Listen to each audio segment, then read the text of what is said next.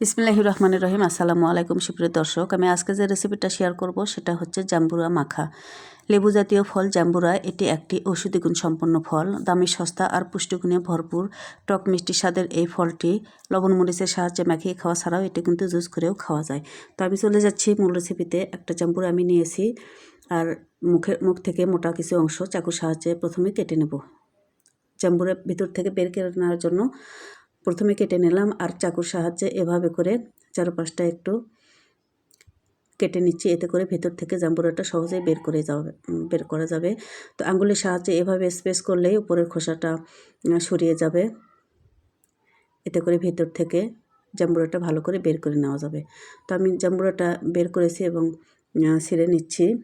আমার জাম্বুরার দানার কালারটা সাদা আর মনে হয় একটু কম পোক্ত যাকে বলে। আরও কিছুদিন গাছে থাকার কথা ছিল দেখে মনে হচ্ছে। তো যাই হোক, বাজার থেকে যা এনেছে সেটাই আমি শেয়ার করছি। জাম্বুরার দানাগুলো আমি এভাবে করে ছাড়িয়ে নেব। আর জাম্বুরার দানার গায়ে যেন কোনো রকম আঁশ না থাকে, এতে করে কিন্তু তেতো লাগবে। এভাবে করে পরিষ্কার করে আমি অর্ধেকটা জাম্বুরার দানা ছাড়িয়ে নিচ্ছি মেখে খাওয়ার জন্য। এভাবে করে আমি ছাড়িয়ে নেব দানাগুলো। আমার অর্ধেকটা দানা ছাড়িয়ে নেওয়া হয়ে গেছে।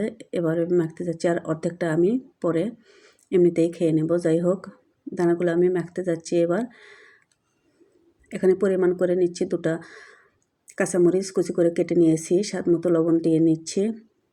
মরিচের ক্রাশ করা মরিচ নিচ্ছি 1 টেবিল চামচের মতো, শুকনো মরিচ। আর এটা হচ্ছে কাসুন্দি নিয়েছি 2 টেবিল চামচের মতো। আর সরিষার তেল দিচ্ছি একটু বেশি করে। টক ঝাল মিষ্টি আর সরিষার তেলের ঝাঁঝালো ফ্লেভারের জাম্বুরা মাখাটি জাস্ট মাউথ ওয়াটারিং একটা রেসিপি। তো আমার সব উপকরণ নেওয়া হয়ে গেছে। এবার আমি মাখিয়ে নেব। প্রচুর ভিটামিন সমৃদ্ধ এই জাম্বুরা মাখাটি ভিটামিন সি, ভিটামিন বি, বিভিন্ন ধরনের ভিটামিন যা আমাদের শরীরের জন্য অনেক উপকারী। তো দর্শক, আশা করছি আজকের ভিডিওটি ভালো লাগবে। সবাই অনেক অনেক ভালো থাকুন। আল্লাহ হাফেজ।